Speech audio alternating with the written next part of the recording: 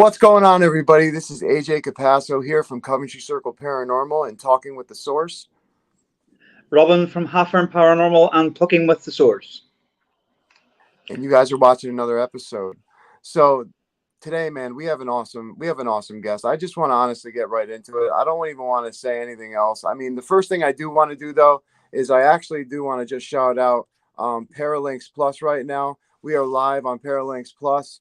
Paralinks is a great place to get all your podcasts for paranormal needs. Also, Parapost Network, we are also live there for all types of live stuff, from podcasts to mediumship to tarot readings. I mean, you name it, different paranormal categories as well, just like Paralinks. So please go visit them. And also the P3 program, check that out on Facebook as well. But Robin, you go ahead and make this intro because I know this is your day. Yeah, I've been proper pumped for this. This is a guy. This is a guy who I watched on a TV program, and I thought to myself, he's never going to come on, but I'll try anyway.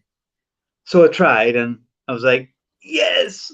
So for anybody who's familiar with the Roswell incident in 1947, the guy who found the wreckage was Jesse Marcel. Today we have his grandson, Jesse Marcel III, on. Jesse! Hello. How you guys doing? Good. Yourself? It's quite the introduction. Absolutely. I'm pumped for this one. It really is. Like we said in the back, we couldn't stop thanking you already. So you're probably going to hear that 1,000 times throughout the whole night. But we really, truly appreciate it. We do. But Well, thank you. So where Robin, do we want to start? Go ahead.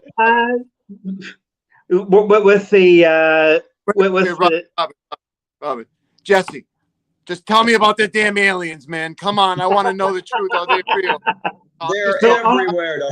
I'm just joking. I don't want to get to that point. Robin, go ahead. I apologize. I had to. No, you're okay. No, it's just I first seen you, Jesse, on that program. If anyone hasn't seen it, Roswell, the First Witness, and it's a really in-depth program as to everything that happened. So, give us your take on it.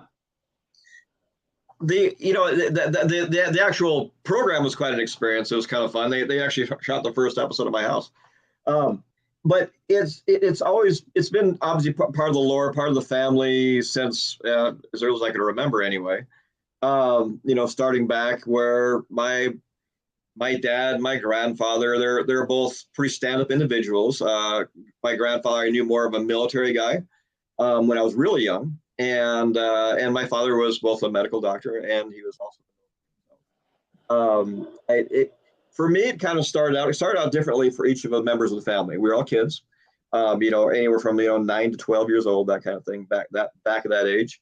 And my real first experience of what Roswell was, which I didn't know anything about it before this point, was watching Star Trek at dinner with the family. And my dad was really into science fiction. I was too. I kind of like. I started out with 2001: A Space Odyssey, and you just fell in love with that whole genre and those ideas. And we're sitting having dinner, and my dad found this little house in Montana in the middle of the woods, and we're at a table, and he pushed up a TV to the table, and it starts playing. And he said, there's some truth to what is on here. They're not the show. The show is all fictional, but your grandfather, excuse me. Was actually part of an investigation of a real UFO that crashed in New Mexico. And I thought, well, fascinating. What's this all about? And that's where the whole story kind of started. He went into it. We were lucky as kids to go down to Louisiana, where my grandfather and my grandmother lived, in Houma, Louisiana. And so we'd spend our summers down there. And there was a big bayou behind my grandfather's house, and he would go fishing back there, and that's kind of where I kind of was indoctrinated or started learning all the stories about all facets of it. So, do you want? So yeah, I mean that was really the beginning of it, and then I go the story that that's well published. It's out there. As far as like, my grandfather and really what it was trying to be a disinformation officer, were sent out to look at this basically field out of Corona, New Mexico, and because something happened the night before, some kind of a large or a big storm, big lightning, thunder, that kind of thing. A local rancher said something happened, and he went out in this field, and in that process he came upon a big herd of animals. I'm not quite sure they're sheep or cows, something like that. And when he came upon them, he noticed they would not cross this field, and they're trying to get to a water source, as my dad would call it. But they would absolutely refuse to cross this field. And he went out there and found just debris scattered everywhere. And he couldn't really make heads or tails of it. And he brought parts to the local police station. That ended up back in Roswell. And that my father, or my grandfather, excuse me, again, was asked to go take a look at this debris, and he couldn't make heads or tails of it. They went back to the base and they sent him out. But as the way the military worked at the time, it was probably not too different today. They sent him out there, and again another government official, just to do the backstory if it was necessary. He drove out there. I always thought it's kind of interesting when you think about, here he is, obviously at the end of the time back in 1947.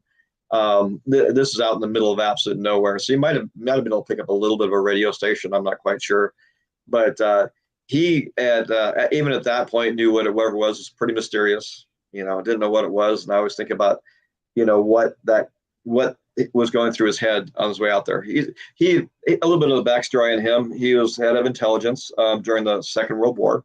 He was heavily involved in the nuclear bombing program, those kind of things, because that was the 509th, where he came from, was the only nuclear bombing group in the world at the time. And he was the one that rose to the ranks and then ended up being in that program. So he was the right guy from the send out there. He figured that if anybody was going to go out there and elaborate on whatever he saw or seen, excuse me, he was the right guy.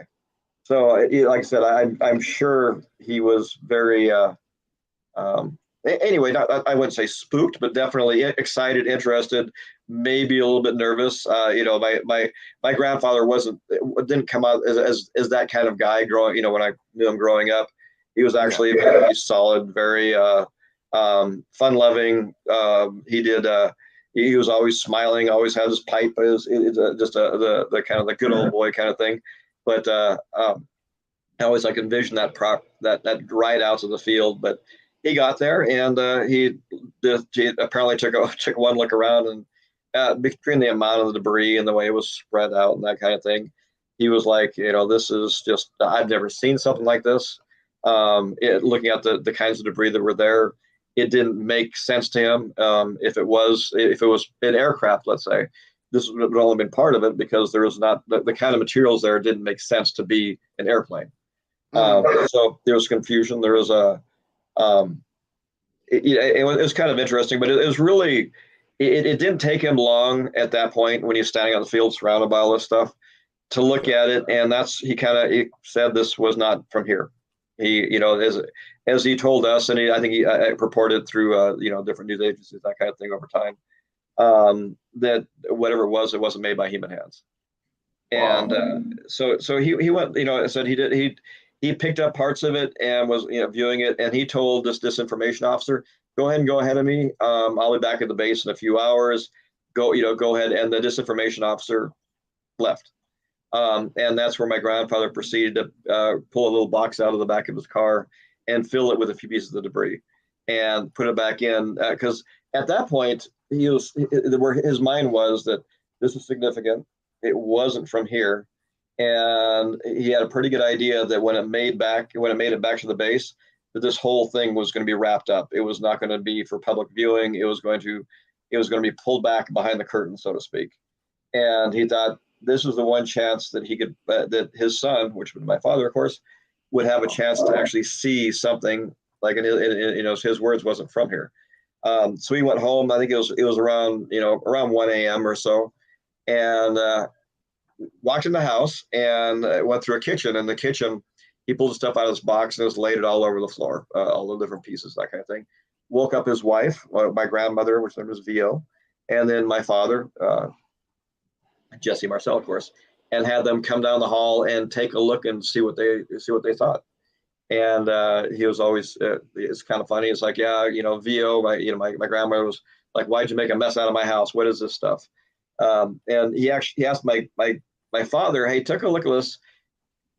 Do you see anything that you would think could be, wires or, uses wires or any kind of tubes, the technology at the time, those kind of things, anything that looks familiar to you at all? And, a few minutes, my father said, no, nothing he would recognize as a child. He was 12 years old, time 11, 12, and didn't understand it. I'm sorry. I can't imagine like being that young and like your grandfather comes home with this otherworldly stuff and lays it on the floor. Like this is just, oh my gosh. Sorry. I didn't mean to interrupt you. This is just awesome. No, it's good. What's interesting is like they're going through my grandfather asked my dad to see like a puzzle. Does any of these things fit together or whatever? And they said they kind of played around with it and they couldn't get anything to fit together, like a puzzle, that kind of thing. And one part of it was a beam. I think my father actually called it an I-beam. That's a cross-section shape of it. My dad pulled up and was looking it over the kitchen sink below a little light. And he noticed that, if you looked at it straight, it was like a grayish silver brushed beam kind of looking thing. And then if you angled it, then you'd be able to see all these symbols appear on it, these violet symbols. And he said, Dad, come here, take a look at this. And my grandpa said, hey, you're probably the first person to ever look at this alien language. So it was kind of interesting. I think that obviously stuck with my dad. And that was really, I think, where my grandfather kind of brought into the idea that, hey, this is not from here. This is not ours. It's not some military. It's nothing from the base. We don't know what it is exactly, but he didn't think it was from here. They were saying in the program that apparently it was a bit like aluminium foil, but when you scrunched it all up, it just flattened out again. Yeah, there was several types of material. There was like I would think the way it's been described to me by our grandfather and dad and that kind of thing, and through the family anyway, it would be very close to what we have as like the silver mylar that we have today, like we make balloons out of. Very shiny and just like that. If you pull it up and go up, it springs back into shape. It's that kind of idea. Maybe it held. I like to think about ideas. Well, what would this have been used for? I'm thinking, well, it's a silver foil. It's very malleable. It was probably pretty strong. So whatever ripped this thing apart was very strong, a very big event. But it was just traveling through space or whatever. Any kind of space debris would destroy whatever's going fast. And maybe this material could absorb space debris, a dust grain, whatever, and spring back into shape. Maybe it was some kind of a shield, a force. Maybe it was, who knows what it was. But so yeah, to us anyway, it'd be like mylar that you fold up and let go and it springs back into shape. The beams. My dad did say that all the materials, with the exception, there was a lot of like he described as bakelite, which was like the counter material back from the 50s, I guess, like a black plastic. So there's lots of that out there.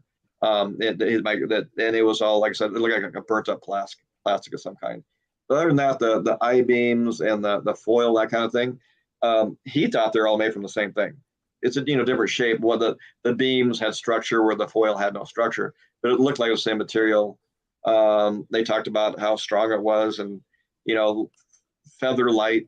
The grandfather, that as the story goes, would always talk about he smoked too, and you could see in this cigarette pack that the really thin foil from a while ago that used to cover cigarettes or wrap cigarettes, that really thin foil. And that's how he kind of described it. He said, my dad said it wasn't quite as shiny as like tin foil. It was a little more gray, but that was a pretty good description. But he said very, very light, unbelievably strong, that sort of thing. And then the beams, he had apparently pieces there from a few inches long to maybe 4 feet long, that kind of thing. Now, keep them or no? He gave them back? At that time, my grandfather, he basically, after they'd viewed all this stuff, put it back in the box and went to the base. And my father didn't remember exactly how long until he saw him again. It was probably a couple days. But he brought it all back with him. They were, it wasn't far after the war. And it was one of those things that was, you did that was the right thing to do, which type of thing. Oh, This is government yeah. owned. You don't take it, that kind of thing. I always thought it was kind of interesting because my grandfather was very, he was military. He ended up being a colonel. He ended up going through all this and head of intelligence, that kind of thing. But yet he was willing to twist the rules a little bit to bring this so his family could see it. So, through all the stories out there, was this not, whatever, it up to him, it was obviously very, very important. So he would bring it back to the base, and the story was released in the record about the Roswell Daily Record that they had found a flying saucer or that kind of thing. And then once they got out, some other people got involved, and they said no, it was a weather balloon, whatever. But an interesting story as we go along. He goes back to the base, and then after he returns home, he went on I think it was like a 2-week leave, something like that. And my father was saying it's interesting because we never went on a 2-week leave at that point, but my grandfather went on this leave, and a number of people from the base went on this leave. And we're surmising that leave was actually some of the people involved. They got together and decided, okay, what do we do now? Where do we take this thing? What do we do with it? A big thing that was kind of interesting, my father said, is upon my grandfather's return from those meetings, he met with my grandmother and him and said simply that this was a non-event, that you never saw anything, we've never talked about this, and you're not to talk about it with anybody. And that's kind of where, on the family side, as far as where we were at, obviously I wasn't born yet, but my father eventually ended up in Montana. The thing was kind of separated for quite a while. It turned out that my grandfather did talk to some of our family members. There's lots of Marcels back in Houma, Louisiana, where he's from, that had some interesting stories they talked about. But it was, we learned more on the, I would say this was probably the late 70s. On the fishing trip, and like we talked about, we talk about aliens. Okay, this is the debris. What is it about this aliens? What about this kind of thing? And it's described as the story goes again, that there were multiple crash sites. That this either came apart above the ground, and a big part of it landed somewhere else, and part of it landed where my grandfather looked. But where my grandfather was interesting when you talked about bodies. Do you see any bodies? What do you see? He did say it was kind of a big story back in the 70s. It seems to be a little bit lost, but there was some kind of an animal that was either hit by this thing or whatever when it came down. It was some kind of a biological mass that was in that original field.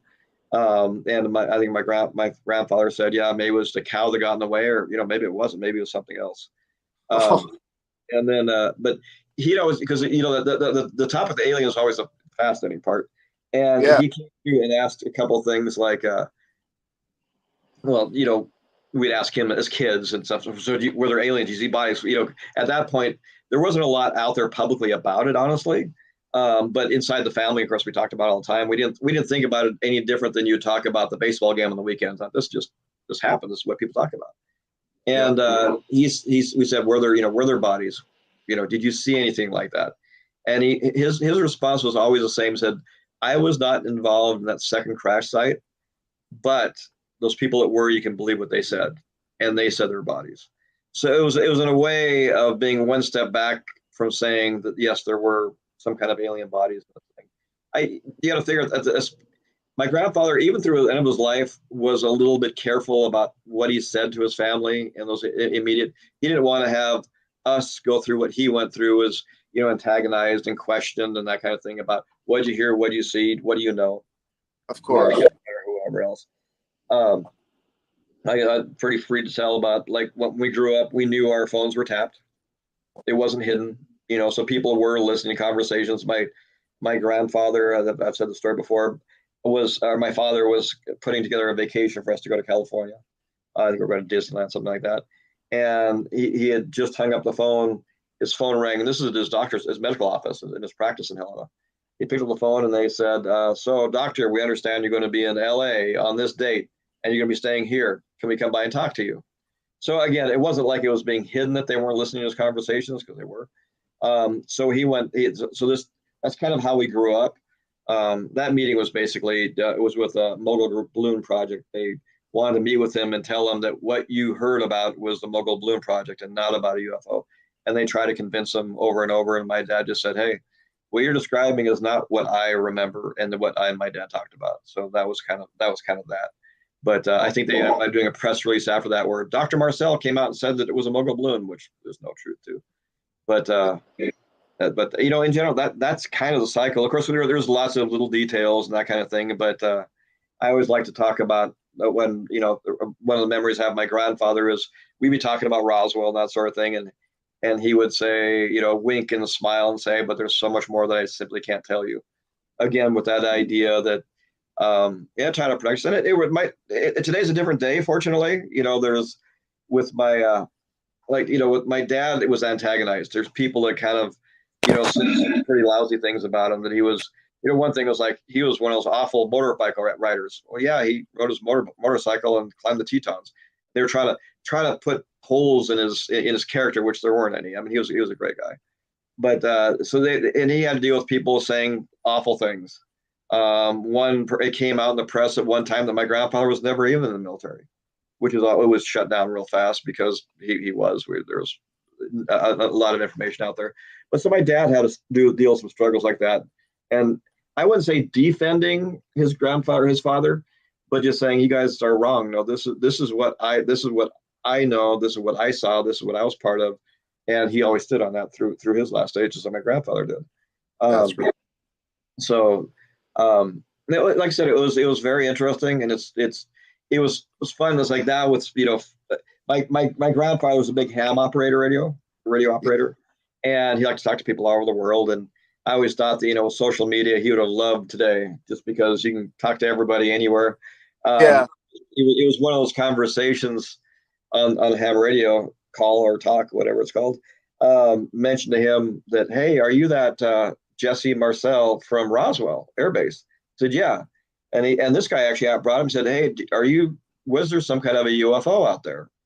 And my grandfather talked to me. I said, yeah, I was part of it. That's me. And they kind of went through the story a little bit on their ham radio.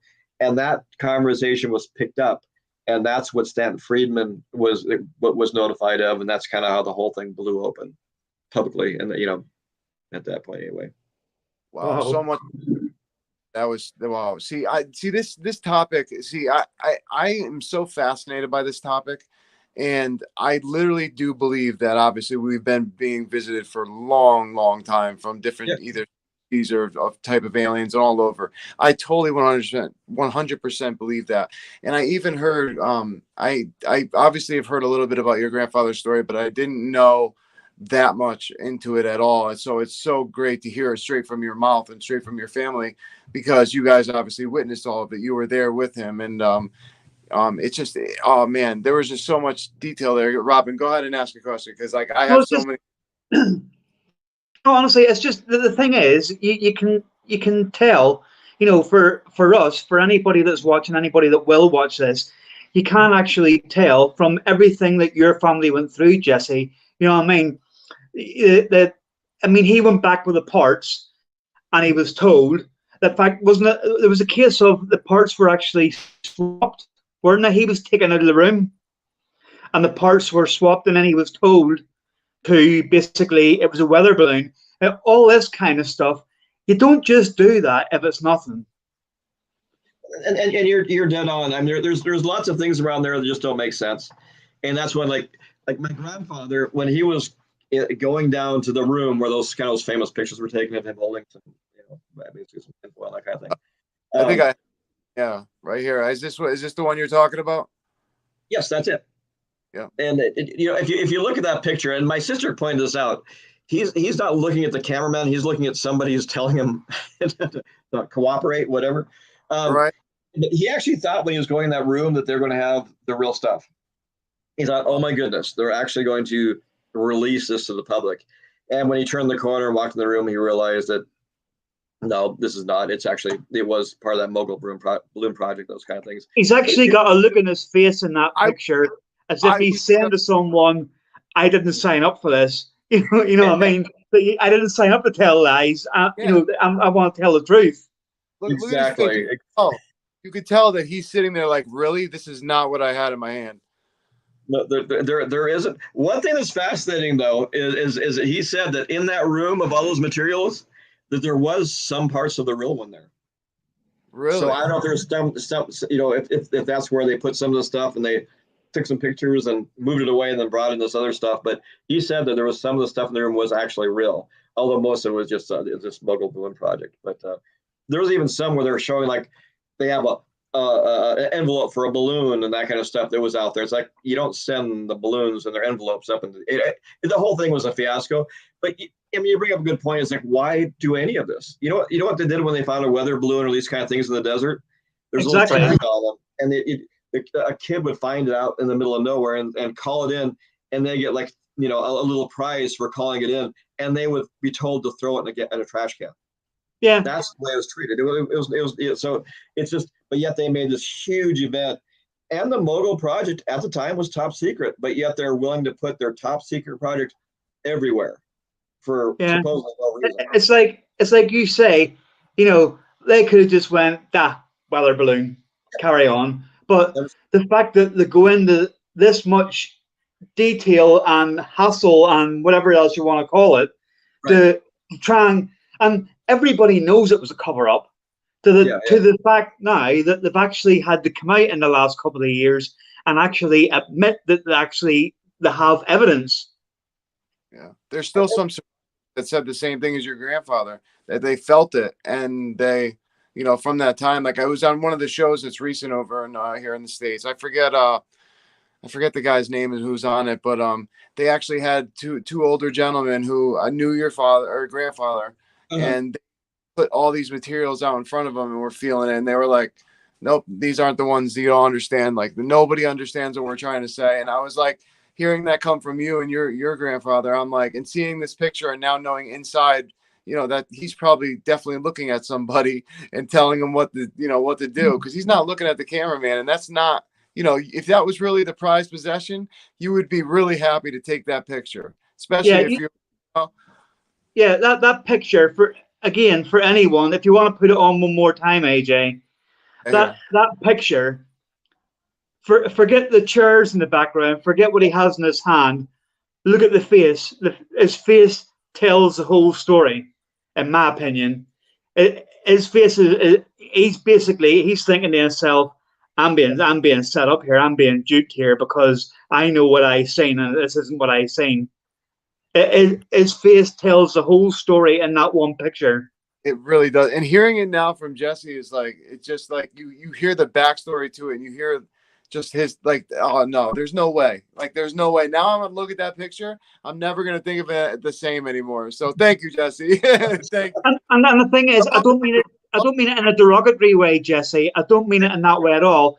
I'm saying you can tell that he's basically he's gutted, or if you want to use a different term, he's pissed off because he's not able to actually say, he opens the box and thinks, this isn't what I found, but they're like, pose with it, It's interesting that picture. I mean, that propagated. I don't want to. I mean, literally, dark black government, whatever, Men in Black. That's really where it started at. This is kind of where the whole thing began. On that idea, or a lot of those concepts and those sort of things. So it's interesting. Yeah, and my dad, I took it as a little bit different because as kids, we had different experiences. My sister, I have Denise Marcel, my brother John Marcel. We had different experiences with my grandfather. I mean, it wasn't always the same. But my sister was always on the edge that this really not terrorized him, but deeply, deeply upset his life through the years. Because I mean, yeah, he was thrown on the sword and he took it. At that point, it's like, okay, now what do we? Okay, if this is going to be covered up, what are we going to do now to cover it up? What do we have to do? I mean, he was head of intelligence, so obviously that whole idea of where the intelligence was created, or not intelligence created, but all these different departments were created at that time in the government. All these things. What are we going to do with all these and like I said, my sister took this tack that he was very upset most of his life over this thing, and maybe that is that relationship that she had with my grandfather. My the one that I had with him was more like he couldn't believe that he was lucky enough to be that person that would handle this stuff and came to that conclusion at that time. He thought, kind of a blessing. It's like, of all the people on earth, all the places it could have been, it ended up right where I was at, and I was the one chosen out. So I always look at, I'm a fairly optimistic person too, but that he was, that he was just like, wow, I was that guy. I was the right place at the right time.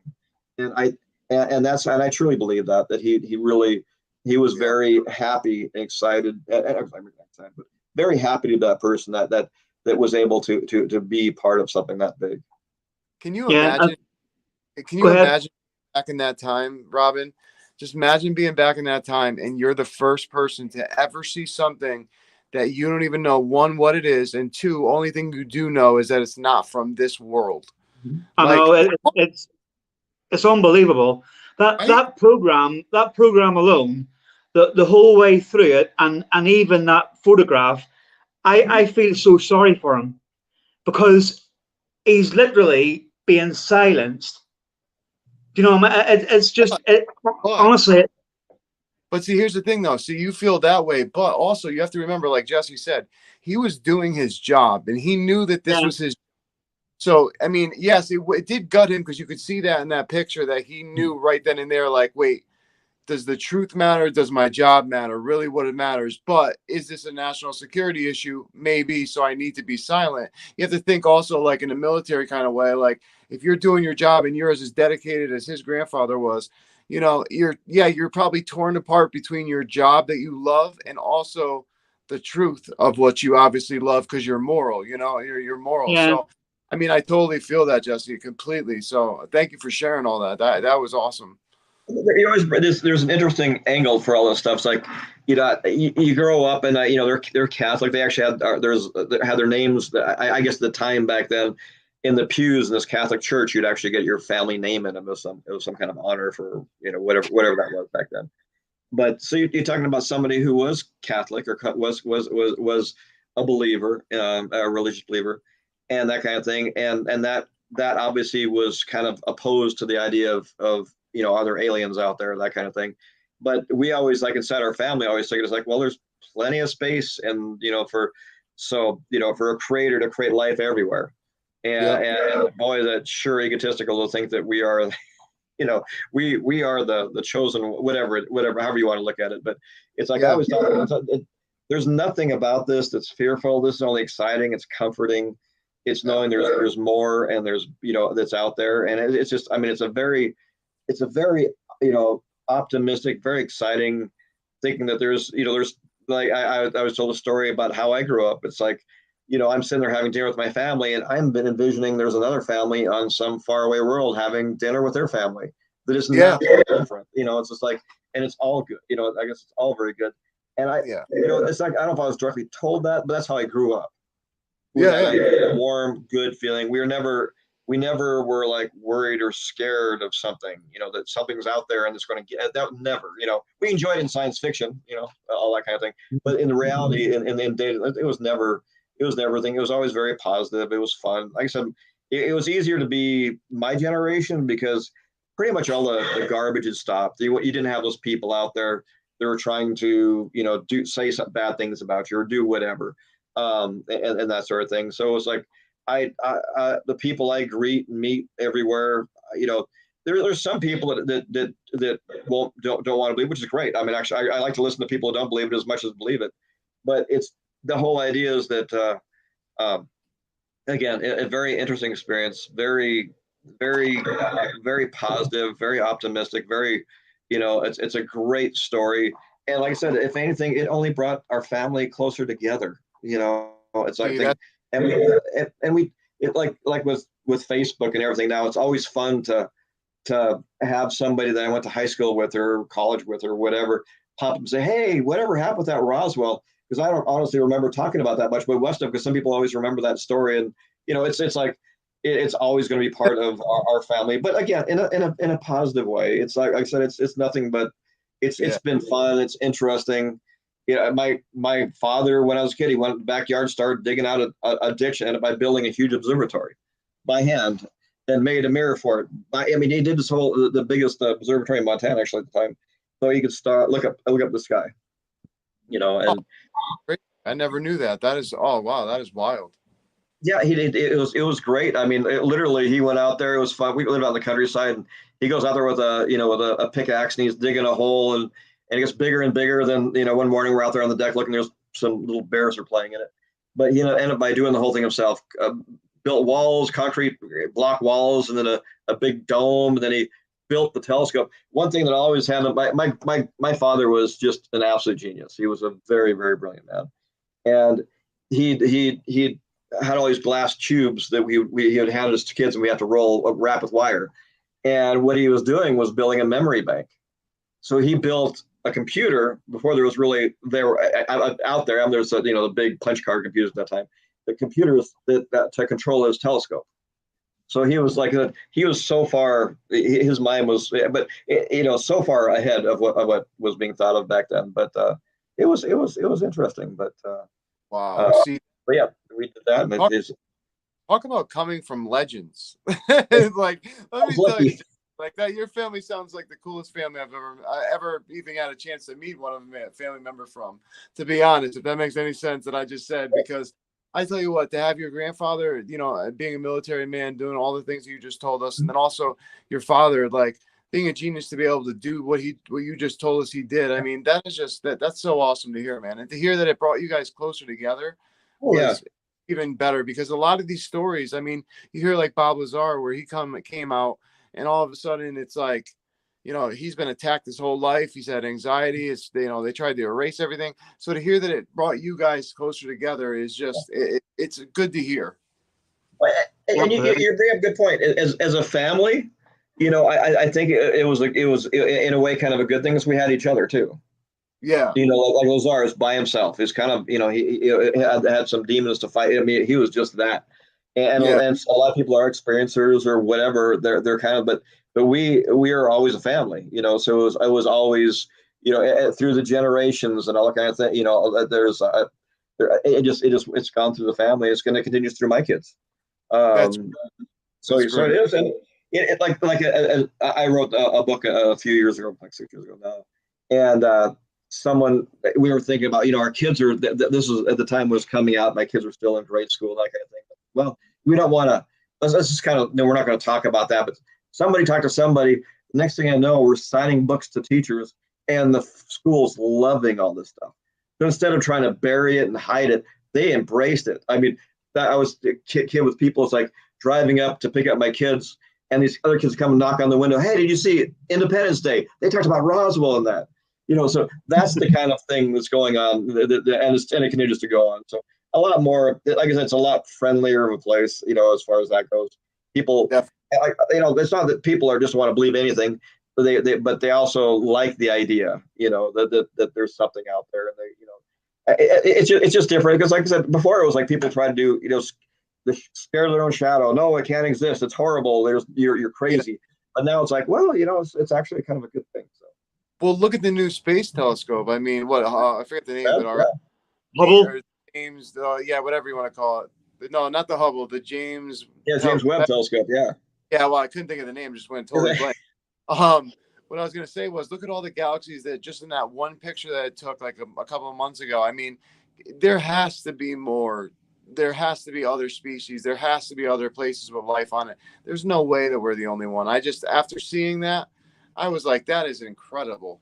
Yeah, it doesn't make sense. There wouldn't be. All the elements are there. All those, I mean, everything is there. Like they found plenty of habitable planets just in our neighborhood, in a number of light years out, and let alone, and we're just scratching the surface. And I love those things, like the Webb telescope. They had this one, I'm not quite sure where it is, but there's a place where it's almost vacant. So you have all these galaxies, and you got a little place where there's absolutely nothing. And so I was like, these are just fascinating things. And again, back to my father, he believed in string theory. And that was kind of one of the things he was really a proponent of. But he'd go back and explain to us as kids string theory and how that fits into creation, and that fits into, and it was able to communicate these crazy scientific topics to kids, and they'd understand. And that was one of his geniuses. And like it was just that whole idea, and it just, everything just makes sense. What wouldn't make sense would be that we're the only ones here. It's just that just on a scale, it doesn't make any sense at all that we would be. So see, now I'm jealous. I'm literally the biggest nerd when it comes to like string theory, when it comes to quantum mechanics, when it comes to all type stuff, neuroscience. So you definitely had one of the coolest dads in the world, man. I'm not gonna lie. No, I was lucky. We were without question. I'll tell you a funny story. Is like we get up in the morning sometimes to go grab our cereals on the way to school. My dad would meet us in the hallway, and we had to throw on lead aprons Oh because no! he was testing an atom smasher he built in our basement. He didn't want us to get radiated. So that was just that was just normal day-to-day stuff. No big deal. You know what it reminds me of? Remember the movie Honey, I Shrunk the Kids? Yes, exactly. Yeah, it reminds me of that. Yeah, AJ, we've missed out on so much here. I know. Are you up for adoption? Can you adopt us? No. Yeah, right. Yeah, That's question. So I've got another question for you, Jesse. And that again, I'm going back to that TV show.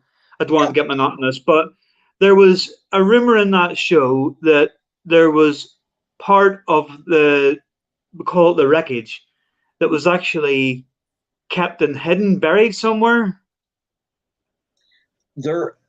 I have no doubt that that's true. We are actually part of what was going to be a treasure hunt to go find some of it. But I have my own ideas where some of it's at.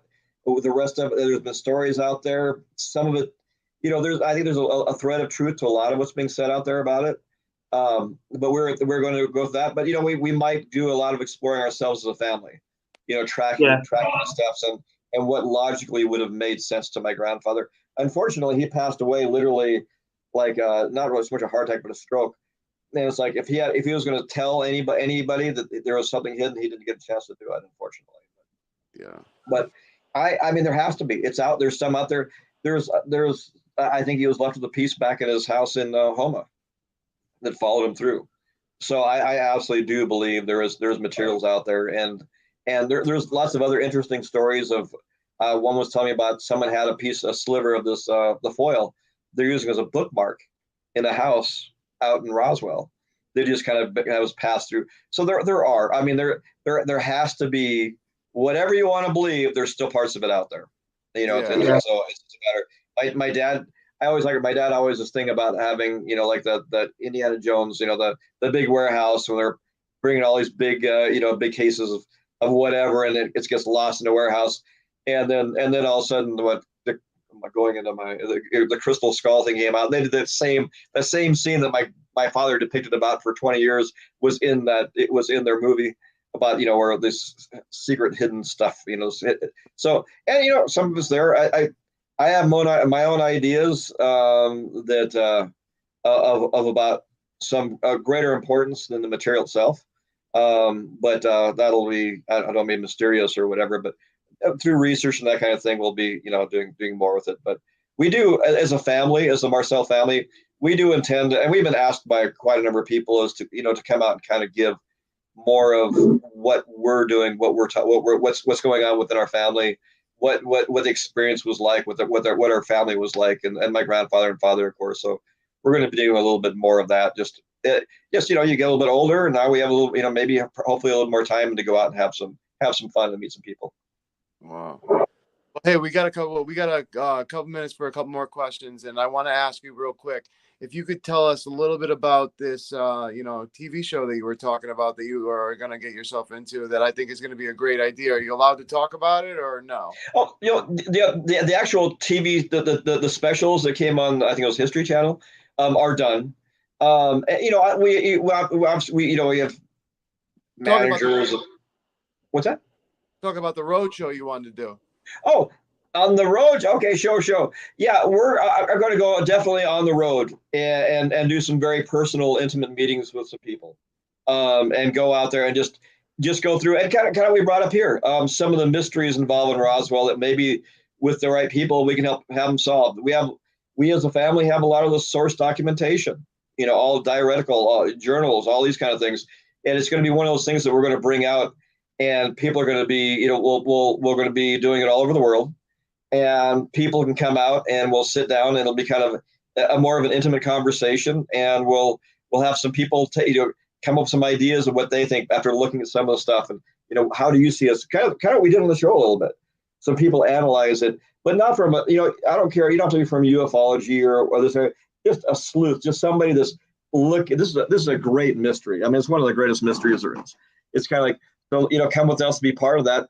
Maybe you'll see something we don't. Maybe you'll have some ideas that we haven't thought of, but more make it a bigger kind of an adventure and a kind of a fun thing.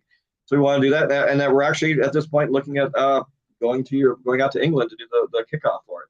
So we're going to be. We'll be going around. There isn't a time frame for it yet, so it's going to be a little bit put together. We're going to be going, and again, it's just going to be really just pretty much the Marcels. We do have. I'm working with this one gentleman, and he's actually kind of a retired police officer, and he did homicide detective. He was a homicide detective, and he did a lot of investigating, and he would draw what did the person look like, whatever was missing, or whatever this whole thing, or who the perpetrator was, and he was an expert in that and forensics. And we're going to be bringing him. He's come in and partnering with us to go and take an entirely different view of analyzing what people have seen and experienced, and applying what he's worked with the FBI, the CIA, and police force and that kind of thing, bringing all of those elements that he's learned through decades and how to do this stuff, and now applying it to these kind of investigations and people. And I always love the way he talks about things like when you go to interview somebody, you can't make any suggestions. I don't want to speak for him, but his name's Dan Halley. He says you can't ask somebody how tall they were, because they all of a sudden get the word tall in their mind, and now they're thinking the person's tall. He said you never actually bring that kind of information into it. But he has a way, he's learned forensically to how to get data from people that's meaningful, and how to push the right buttons to have more come out that's actually meaningful. So we're pulling all of that. He's pulling all of those resources, all of that intelligence, all of that experience into this realm. Help people come up with, whether an experiencer or they've seen something, but bring a whole new way to look at things and bring it out. So we just want to do it. It's going to be all open, available. All the information we get, so open to anybody who wants to see it, that kind of thing. So we're really just like a holistic way of just of getting more out there. And then there's some people like here in the United States, the government has an open line kind of thing. Like, you see something, say something. Well, yeah, people are intimidated to call the government and give their story. Well, as a Marcel, people believe whatever. So it's kind of like, they believe that, well, we were part of a UFO story all our whole life. So anything you tell me, we're not going to look at you as being strange, because look at me, So it opens that door up to do that. So on that road show, sorry, AJ, on that road show, are you bringing like a load of things that were your grandfather's along? Like, do you like still have, for instance, the uniform that he was wearing when he found the stuff, or is there things like that you're bringing? No, more documentation, more personal writings, more all that kind of stuff. Right. Yeah, that's an interesting idea. I wonder if there's if one of his old uniforms is around somewhere. I'm not quite sure, but yeah, a lot more of those kind of things. And we'll make it, that people will be able to come and view that kind of thing. So it's not going to be just on TV. I tell you what, with the documentation, and then your buddy who's the cop who's going to be a part of this, yeah, I think it's going to bring a whole new level to a great roadshow. I really do, and I can't wait to see what you do with it, because I know it's going to be amazing. Because the way you just described his forensics and the way that he interviews people alone, knows that he's going to get information out of somebody that's not going to be something that was planted in their mind subconsciously. So I think that's very. And so I think that's going to be pretty cool. Yeah, as doing everything he's done in his life, it's like you kind of you realize, what are you going the right direction with something, or is this psychological? Is it actually a real experience? If it is, what do we draw that? And he's already been invited at some other things around the world to come take a look at what they have. So I like it, and it is just starting. It really just started in the last 6 months. So we expect it to be interesting and very very open. A lot of people can become involved as little or as much as they want to. So it should be a lot of fun. That's great. Well, Robin, you want to ask another question before we wrap it up? Yeah. Well, I've got one. Yeah, the wreckage that was found, and other wreckage and stuff that's been found in different places that people obviously believe. I mean, I firmly believe it, but other people are sort of skeptical. Do you think it's places like Area 51 and stuff that this stuff is being hailed at? I wouldn't say a specific place, but definitely, absolutely, there are places where biological and materials are being held around the world.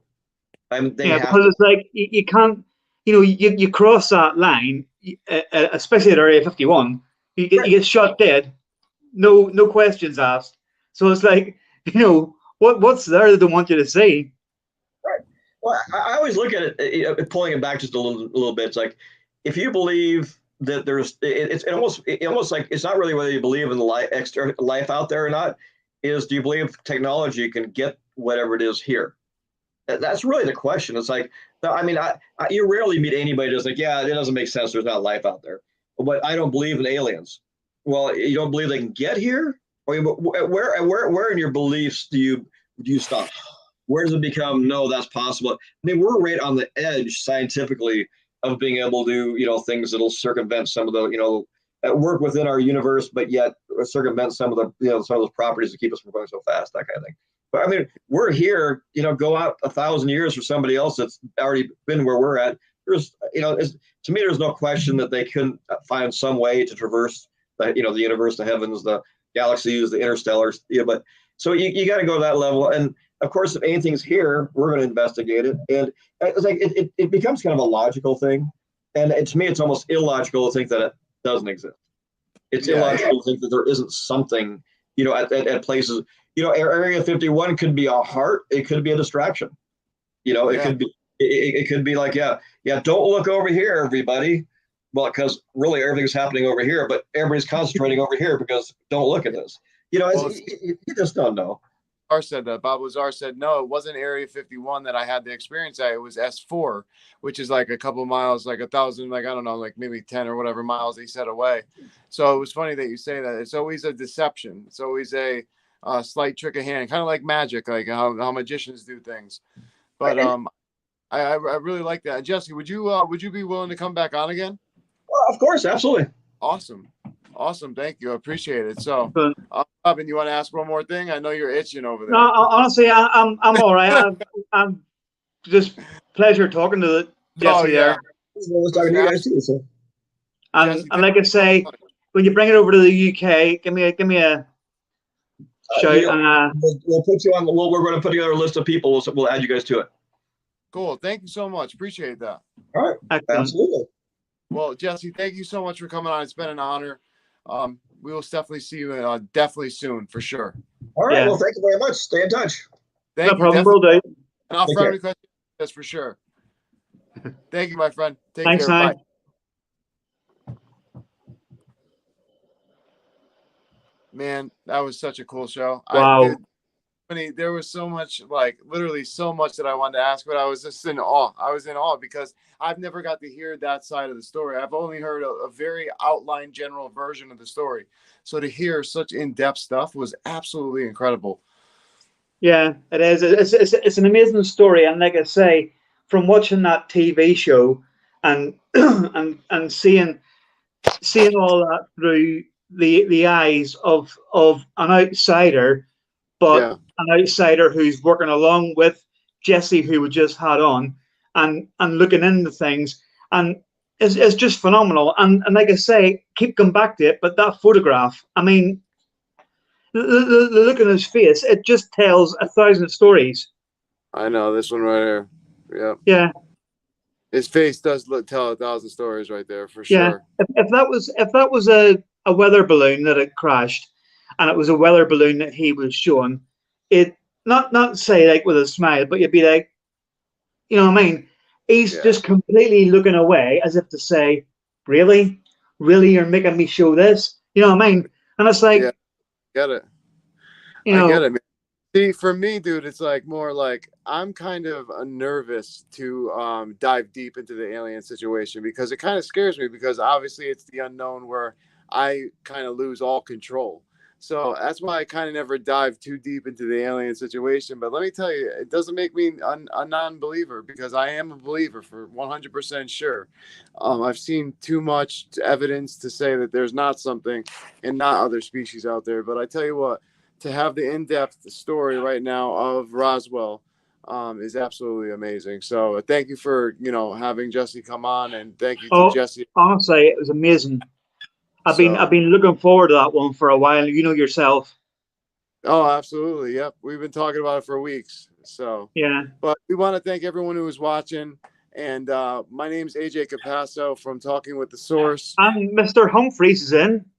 Yeah. What's up, Mr. Humphreys? Go ahead, Robin. So I'm AJ Capasso from Talking with the Source. Robin from Hopper Paranormal and Talking with the Source. And you guys watched another episode. So thank you guys. Until next time. Later. See you later.